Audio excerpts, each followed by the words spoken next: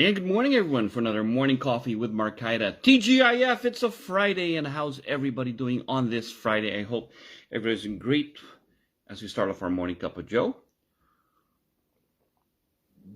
with our Lynn Ray cup. Ray and I smashed Smith, but I love that painting. Is that cool?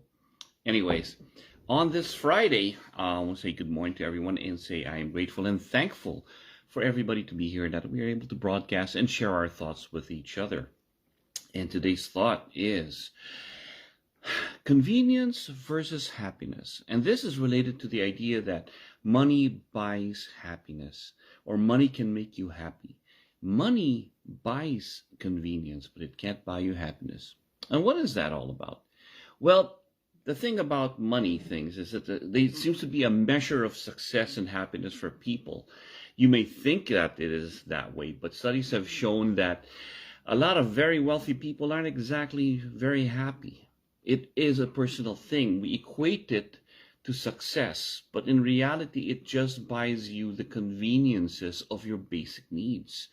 Once shelter, once food, clothing, and all these basic necessities are met, money becomes mundane because it doesn't bring you everything else. What it does is it creates even sometimes more anxiety to maintain that lifestyle, more anxiety and stress to make sure that you still have all these conveniences.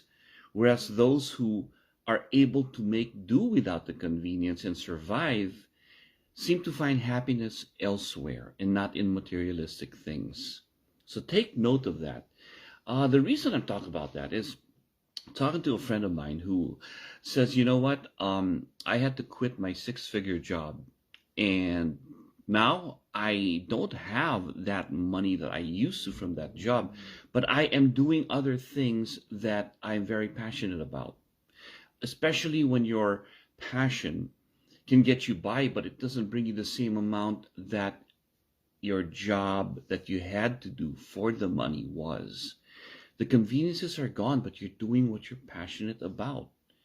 And when I thought about that, it got very interesting. When I look at a lot of people who have less than what I do, one of the things that I always see there is the smiles, that they're able to find happiness in a less than materialistic way, because what they have and they're happy. It's really one of those things. If you can find joy with what you already have, you're set. But if you feel that you need certain things to make you happy, you're not going to be set. Because you think that materialistic things, to get those, once you have it, I have this beautiful car, this beautiful house, and everything else. It's supposed to make me happy, so why do I still feel empty inside?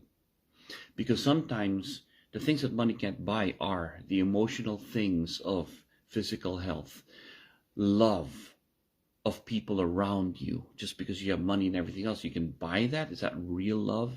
Is that really that they respect you and love you for who you are if you didn't have any of those other materialistic things and wealth? Something to think about when you look at that.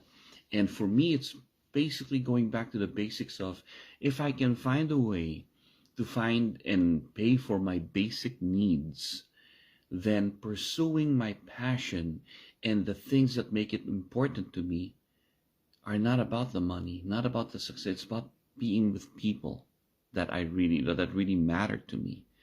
And I remember that one thing, a story happened, and I'll relate to the martial art world where I come from, is that one of my friends was from Europe, and we were training in the Philippines. And he was an IT guy, computer stuff, right? And the year later on, he quit his job. He sold everything so that he could live very, be, lesser than his means in the Philippines, so he just wanted to train. And I asked him, wow, you gave up that money to do all this? He goes, you know why? I was already making a lot of money. And when I was in the Philippines, I saw these kids in the streets just playing in the mud and dirt.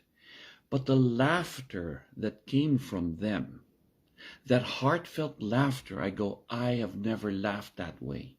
And I'm like, what right do they have to laugh that way when they have nothing?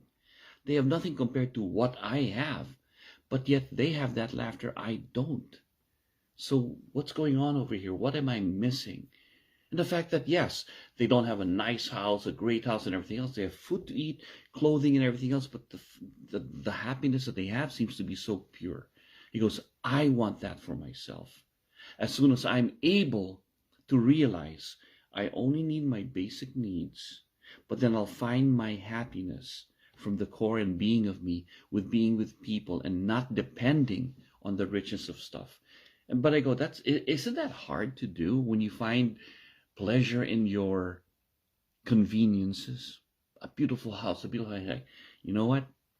In the end, all these conveniences become boring and mundane. Yeah, they're nice to have in the beginning, but they become a novelty because they're things, they're not people. And just like everything else, you will take it for granted. Nice car, nice thing. Later on, it's just a thing. Whether it's nice or not, it becomes a thing. You find out that you don't find happiness through things. You find it through more meaningful things like people, like what you're doing. Am I doing something that I love? Is this my purpose in life? That's why one of my favorite things that my teacher told me is cherish the hardships that you get. Cherish the problems that you do not have. Be amazed that you don't have a lot, but you get by. You know why? It's to remind you that you can survive without all that stuff.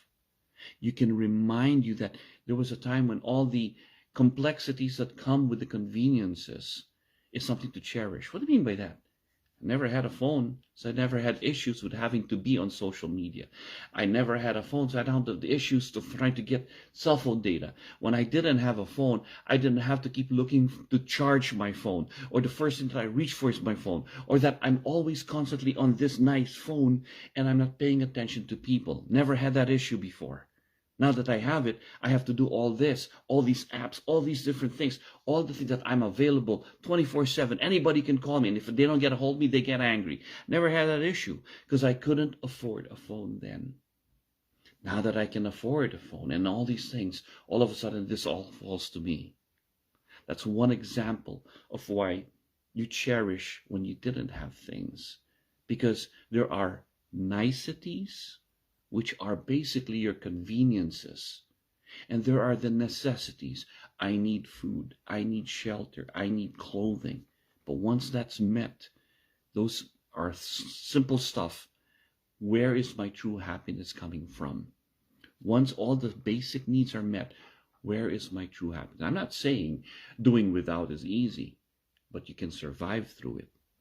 I'm not saying that doing without and being less or not having a job and all these worries isn't easy and it's not stressful. It is. But if you can still be happy with it, you're way ahead of the game. Because when I look at the way I lived back home, one family had something, middle class.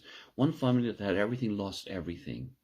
Despite all that, I seem to be able to go back to the memories of that and still say there were a lot of happy times.